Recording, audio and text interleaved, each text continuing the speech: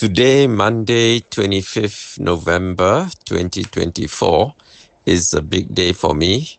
At 11 o'clock this morning, 1100 hours, I have an appointment with an ophthalmology medical officer at the Ophthalmology Department, Ophthalmology Clinic of the University of Malaya Medical Center. They're going to do various tests, hopefully OCT, optical coherence tomography, but definitely they'll do a fundoscopy, a split lamp test, and I've been requesting for vision field test, but they haven't ever done that. Neither have they ever done macular perimetry. So we'll see how good the master student is today. It's a graduate medical officer who is doing a master's course. It's usually a second, third, or fourth year student, a master's student. The master's course is a 4-year course.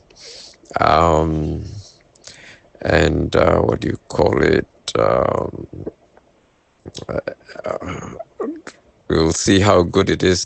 I'm like a mystery patient.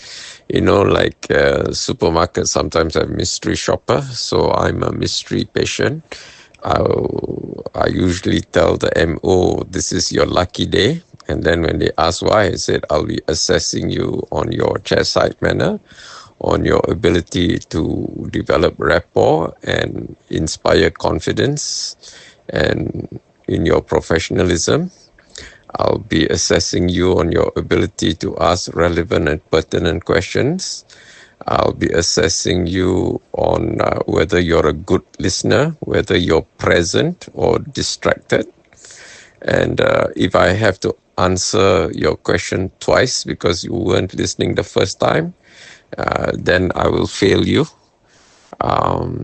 In fact, I have failed many students. I have written to the head of department and the dean of the medical school and copied the vice chancellor and had people who are not fit to be in the course thrown out of the course. Some of them are not even fit to practice medicine, the way they treat me.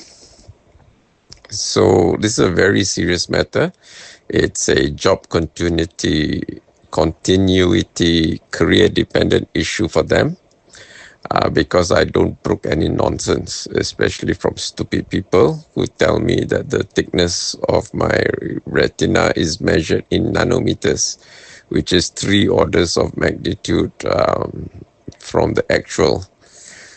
Actual is micrometers. So these bloody fools, don't know what the fuck they're doing. They got no business practice medicine and got no business inflicting their idiocy onto patients. It's criminal that we allow such people to practice medicine. I think of all the departments I've had to deal with at the University of Malaya Medical Center, ophthalmology is easily the worst. Second is ENT. Urology is good. The best actually has been orthopedic. They're all very well trained. They know what they're doing and they tell me what they're about to do before they do it, I've told one ophthalmology medical officer that I have a phobia about putting things in my eyes. So you have to know how to allay my anxiety. You have to tell me what you're about to do. Don't just simply do. No, don't even put the dye in my eye before telling me, or put whatever lah. You must tell me what you can do so that I don't tense up and have anxiety. I have a morbid fear of putting things in my eyes since I was a child.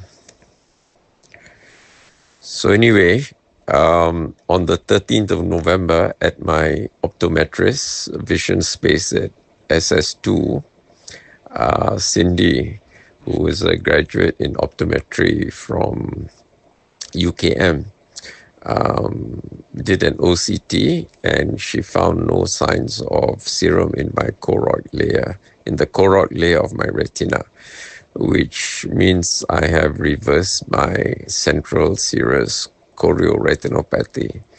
And I believe this is so because from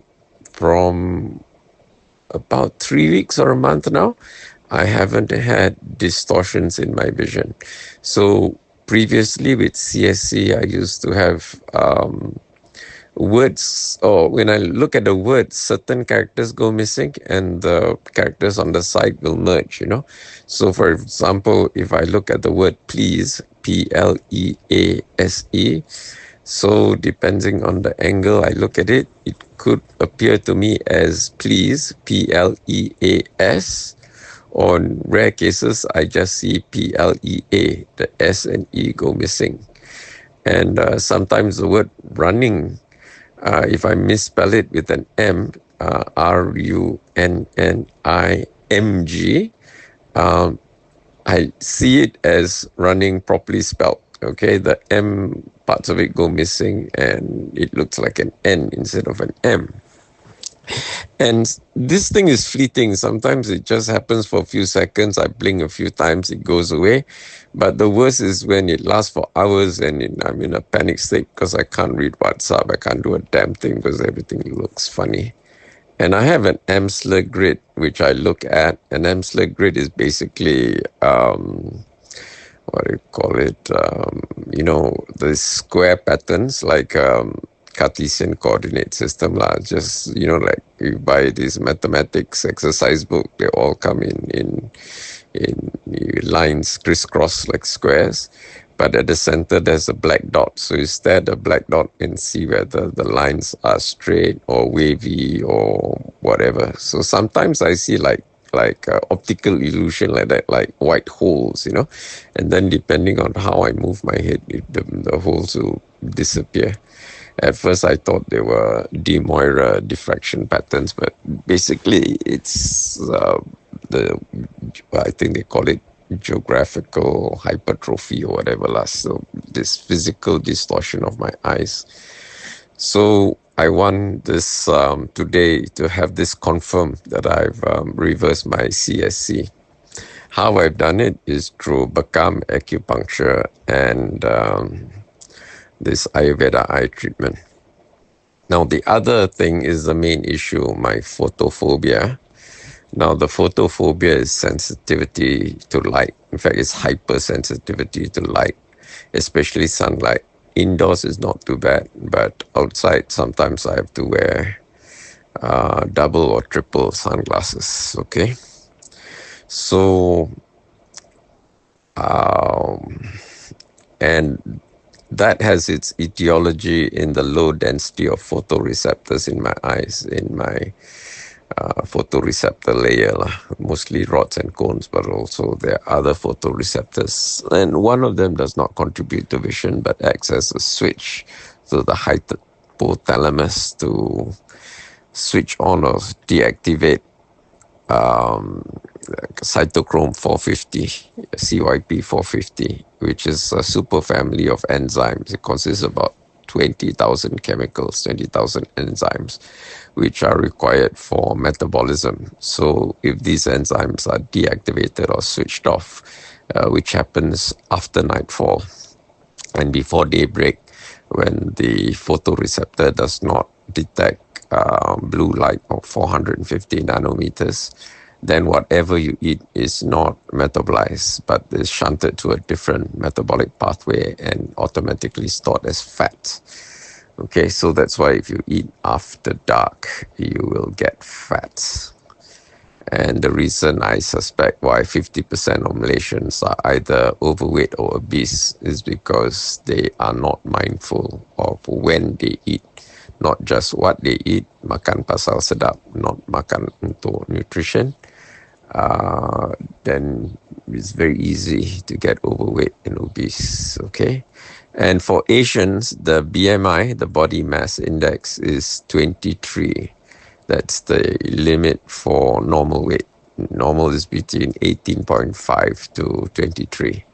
If you read some textbooks, they'll say it's 25, not 23, but 25 is applicable more to Caucasians. And BMI is just the first cut. You also have to look at things like your body fat percentage, your body water percentage, your body muscle mass, and things like that. So these ones, I consult with Prof. Naha, who's a professor of sports medicine.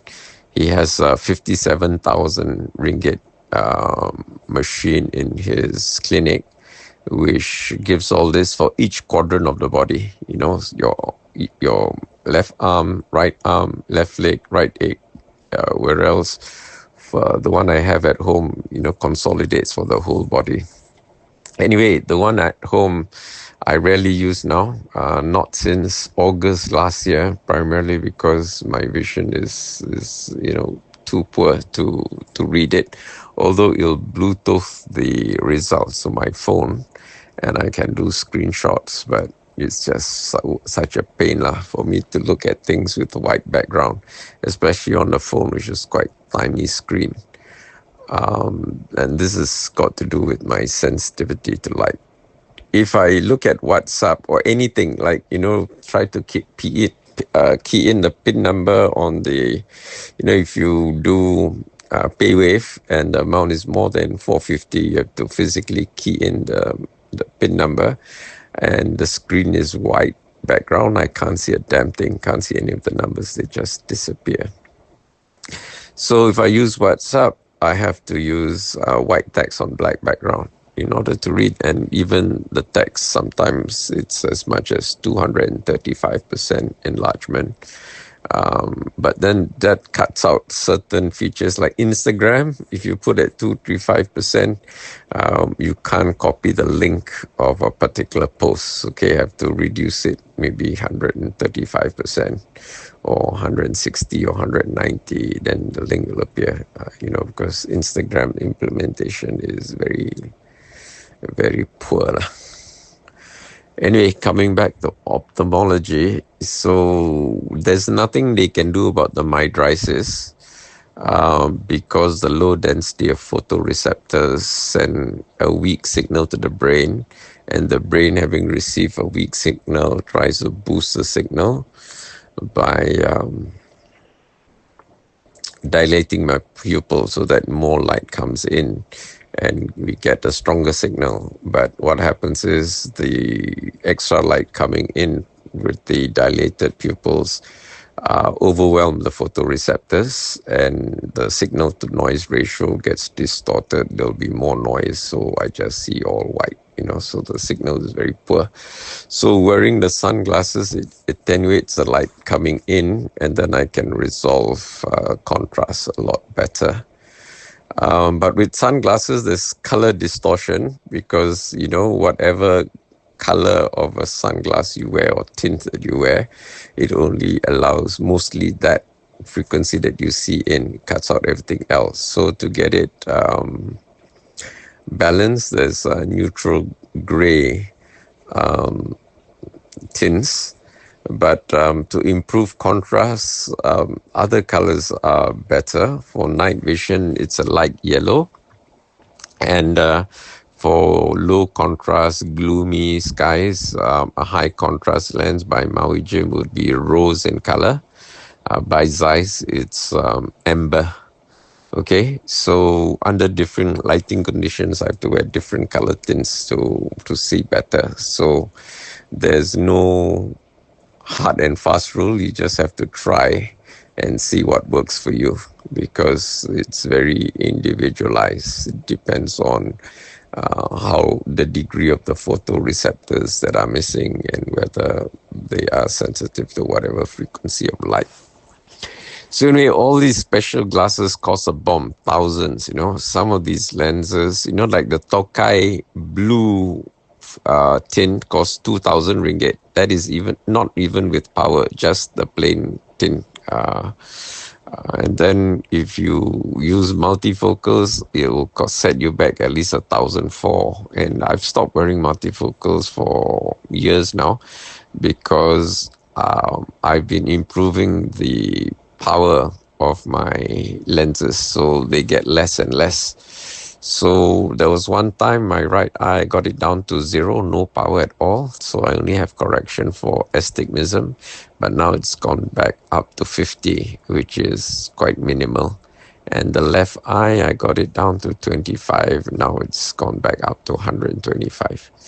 And then for reading glasses, I have to add another 2.5 diopters or 3 diopters, depending.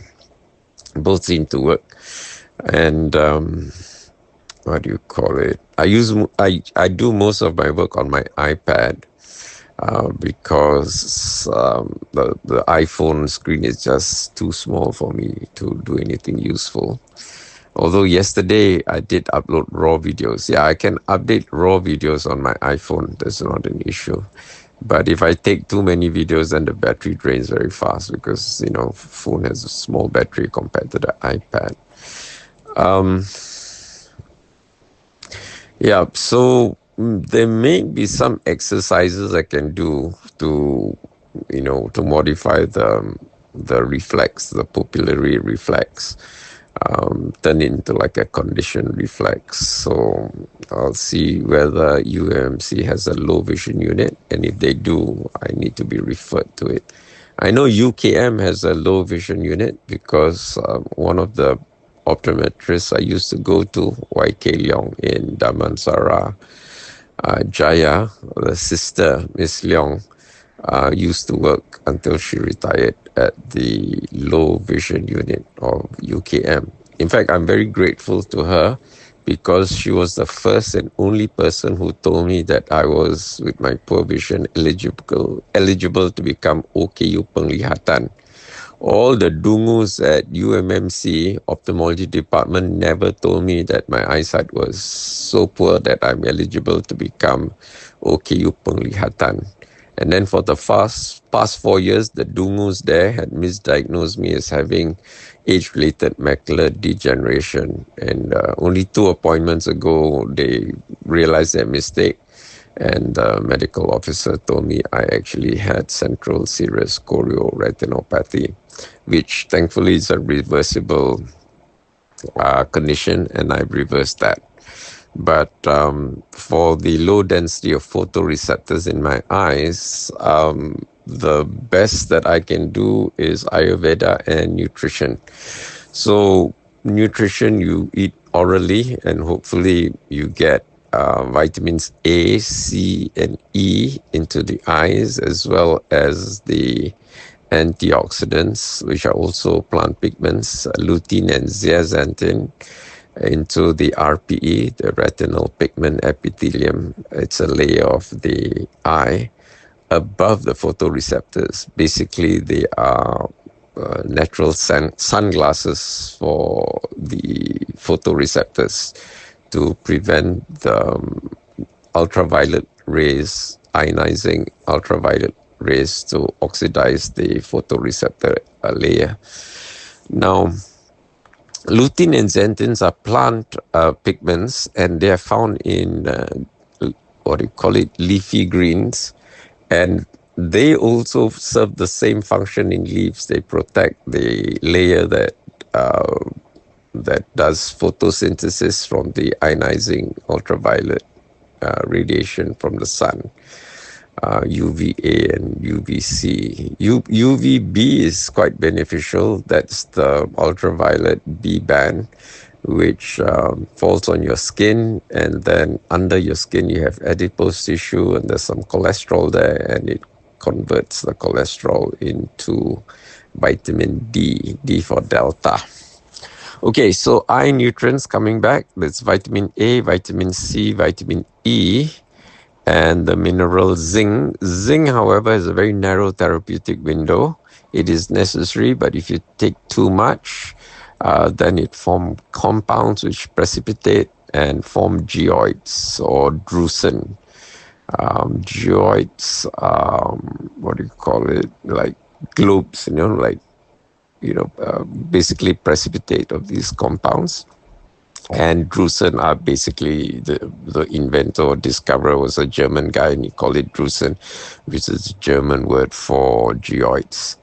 And basically these are compounds like lipofusin. So from the name you can see lipo, it's some lipid, and glycoproteins. So it's glycerol, which is the old name for glucose, which is one of the monosaccharides, and proteins combined together. So the word lipofuscin means that these are fat-soluble toxins. So in Ayurveda, they use ghee or oils to act as a solvent to remove these toxins. And in the medicine that they pour over the eyes, they are emulsifying agents which make these fat-soluble toxins more water-soluble. And also, the Siddha eye drops that I have produce very waxy eye wax. So sometimes when you have dry eyes, you get granular eye wax, like bits of grit or sand. But these are very waxy. So basically, it produces meibum, meibum, which is a waxy substance. And basically, anything that you excrete from the body are toxins which the body doesn't need. So the more eye wax you have, the less toxins you have in your eyes because the body is getting rid of them. So I'm very happy I had the Siddha eye drops, which was given to me as a surprise. I went to a birthday party on, I think, the 7th. It was a Thursday, 7th of November. And I gave the birthday boy a bottle of my chaat masala, and he happened to have an unopened bottle of, in a box actually, in a vial in a box of the Siddha medicine eye drops. So he gave it to me because he was very grateful. I gave him my chaat masala, which I formulated myself. Actually, the chaat masala is a bit of a misnomer because the active ingredients there are Philanthus emblica, which is the plant, the fruit of the tree, the Malacca tree actually. In Tamil it's called Nelikai, in Sanskrit it's called Amalaki, and the word Malacca is actually derived from a contraction of Amalaki. So anyway, this fruit has the most antioxidants in the whole of the plant kingdom, mostly ascorbic acid, which is vitamin C, but it's also got other stuff in it, a whole bunch of other stuff, including ellagic acid, which you can also find in strawberries, which Dr. William Lee, who's an expert on angiogenesis, says you should eat every day because they stimulate stem cell growth. So hopefully, by eating strawberries or dried strawberries or fresh strawberries or what do you call it, fresh buah melaka or the powdered dry fruit, which is also found in triphala. It's one of the main ingredients in triphala, which is an Ayurvedic medicine powder. So it's basically powder triphala and two other plant species, but the one from Ayur Center also has licorice in it. So although it's called triphala, it's got 4 ingredients in it. Anyway, in my chaat masala, I put Philanthus emblica, which is the buah melaka, and I also put Valarai, which is the Asiatic pennywort, most commonly known as Pegaga in Malaysia. And I also put the powdered dried leaves of Moringa oleifera, which is Murungai in Tamil, and daun kelo in Malay. In English, they call it the drumstick tree, but I use the leaves rather than the fruit. So these things are very potent in terms of nutrient density and nutrient diversity. So I put it in the chaat masala that I make for myself. And sometimes when I make a batch, because I use so many different ingredients, the batch, could be 1.5, 2 kilos. So I sell the excess to friends, because if I want to eat 1.5 or 2 kilos by myself, 3 years or so won't finish.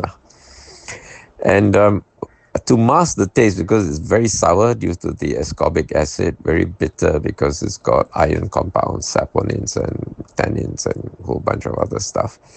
And for example, Pegaga is very bitter, and so is Murungai, daun kelo, and so is what do you call it? Buah melaka. Buah melaka also very sour because of the ascorbic acid. vitamin C, which is a major antioxidant. So anyway, to mask the taste, I put spices, and the spices that I choose are the spices highest in nutritional density and nutritional diversity. Things like cloves, which has eugenol, Ceylon cinnamon, which is one of 20 species that people call cinnamon. So the Cassia genus all are hopeless. They don't contain eugenol. There's a species of cinnamon from Sumatra called the Sumatran cinnamon, which they put in bandrek, which also doesn't have eugenol. So instead of the Sumatran cinnamon or the regular cinnamon you buy in the supermarket, which is a cassia cinnamon, I specifically go and find the Ceylon cinnamon. It has a different species name than cassia. Anyway, yeah, besides that, I put some chili for the capsaicin, which is a vasodilator. So it dilates your blood vessels, bring down your blood pressure, and improve blood circulation that way.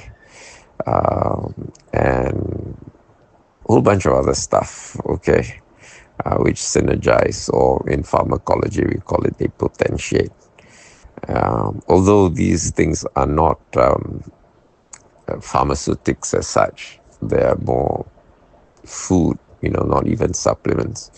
Anyway, back to eye supplements. Vitamins A, C, E, zinc. So zinc is necessary, but if you take too much, they can form drusen, and that's a classic symptom of age-related macular degeneration. And selenium, we don't have to take much. This is, we're talking in terms of micrograms, not even milligrams, so 1/1,000,000th of a gram. And what do you call it? I read a research paper that says that if you eat 3 Brazil nuts daily for 8 weeks in a row, you can normalize your selenium levels, okay? So selenium is a metal, I think, adik-beradik with zirconium and lithium and whatever else is one of the lighter metals. Anyway, it doesn't get excreted by the body. So once you've normalized, it stays in the body for a long time. Okay, so these things are not my recommendation. There was a study in the US called AREDS, AREDS, which stands for the Age-Related Eye Disease Study. There were 2 ARED studies, ARED 1 and ARED 2. So they recommend the dose for lutein, zeaxanthin, and the vitamins. Okay, so there are supplements for this, and the supplements cost about 140 ringgit for a month's supply by BioLife, which I saw at the pharmacy, at the IGN pharmacy in Wanutama. If money was no object, I'd probably get those, but next best thing is actually to eat food which are high in those nutrients. I also take a swig of Scott's emulsion every morning and every evening, primarily for the vitamin A for the eyes, but also vitamin D for my immunity. My vitamin D levels are about 135, 150, like that. Now, there's a lot of misconception about vitamin D. For some reason, sunlight doesn't cause vitamin D to be produced in my body. The mechanism for doing it is faulty. So if I don't supplement with vitamin D, my level is about 33, which is low. Now, if you look at the reference range, what Unistimulate and in the clinical practice guidelines in Malaysia, they said it should be above 50, whatever the units are, I can't remember. But the world's leading expert on vitamin D, which is Dr. Michael Fitzgerald Holick of Boston University, he's written like half a dozen books on vitamin D, and I've got all his books. Recommends the reference range should be between 75 to 250. So for me, if the level is about 80, it doesn't work. I don't see a difference. But if it goes up to 115, 135, it works. And in fact, this morning, Tuesday morning, I am going to take my long-acting vitamin D, which is prescribed to me by RUCA, the primary care department of UMMC. RUCA stands for Rawatan Utama Klinik Awam. So basically, it's the primary care or family doctors, those doing masters in family medicine. They would be the MOs there. They are like number 2 or number 3 lah. Sometimes I get good ones, sometimes I get real imbeciles who don't understand the pathophysiology of insulin resistance and try to tell me cock and bull story. They don't even know how metformin works. It's actually a glucagon signaling disruptor. And they're all interested in managing the sugar level when sugar is not the issue. Issue is actually intramuscular cellular lipids, which jam up the insulin receptor sites, rendering insulin ineffective. So instead of recommending patients to have a low-fat diet so that you have less ectopic fat, they try to keep the glycogen in the liver, and when the glycogen, the liver is saturated with glycogen and you keep eating more carbs, the liver, because it's forced in there, forcibly kept in there because of metformin. Metformin, it disrupts glucagon. Glucagon is produced by the alpha cells of the pancreas, and its function is actually to instruct the liver to release glucagon when there's energy demand into the bloodstream, to release glycogen into the bloodstream, and it releases glycogen in the form of glucose. So glycogen is actually a polysaccharide. It's one of the few animal starches.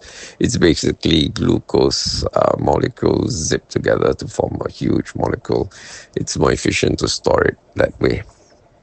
So by disrupting glucagon signaling and keeping the glucose in the liver as glycogen, over time the liver gets saturated with glycogen, and because you keep eating more, or every day you keep eating, and if you don't burn up the glucose, and you can't burn it because the glucose can't get into the cells because the insulin receptors are blocked by these IMCLs.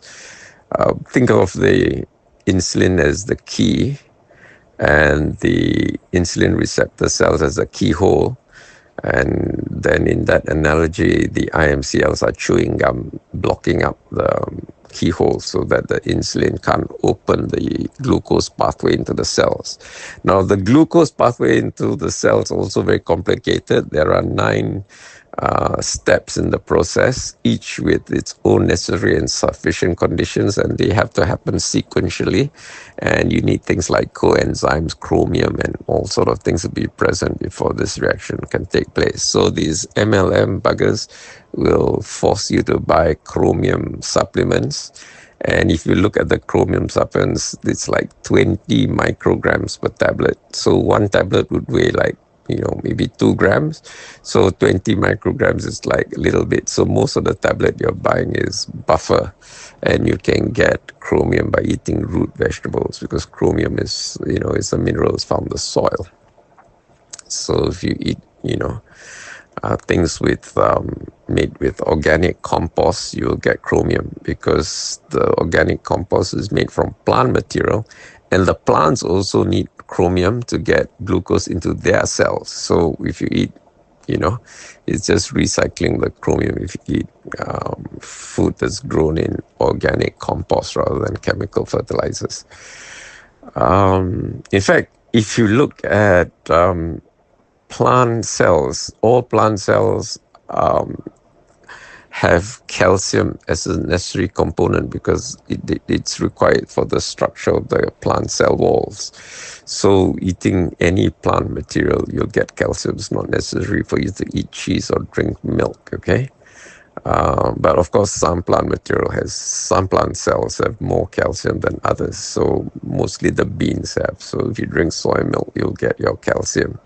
You don't have to drink cow's milk, which has issues, because of cow hormones and antibiotics injected into the cows, and as well as the exogenous hormones injected in the cows so that they produce an economically viable quantity of milk daily, which is 20 liters, whereas without the injections, they produce about 2 liters.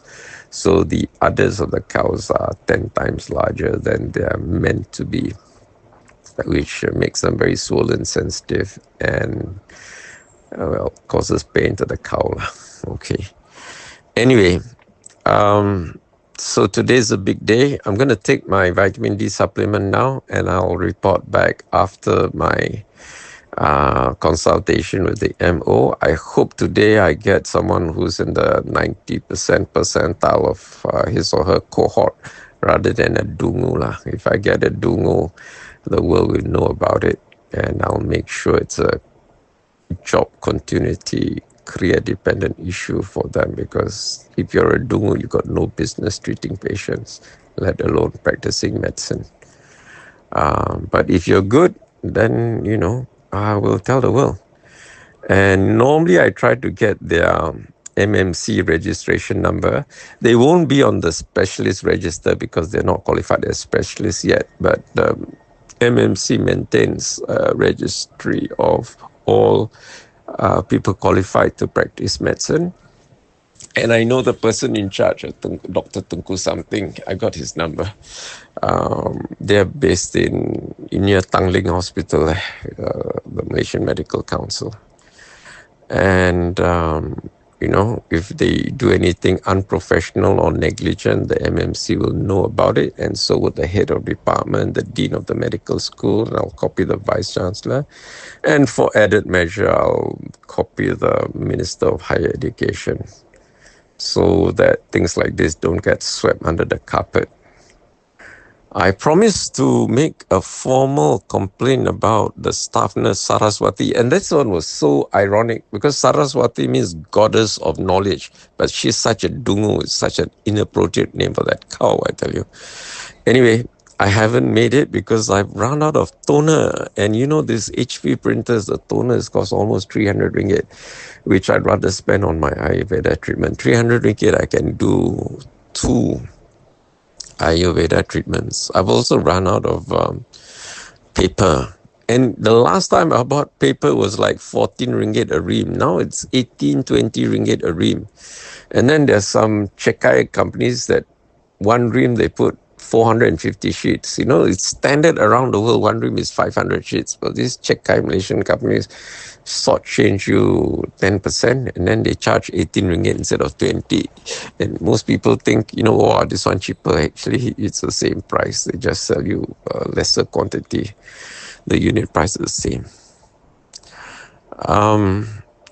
Things have been hard for me in terms of cash flow. I've had unexpected expenses, and I'm really grateful for all the donations and voluntary contributions you've made every day. I thank you guys for it, and I pray that the Lord Almighty rewards you many times over.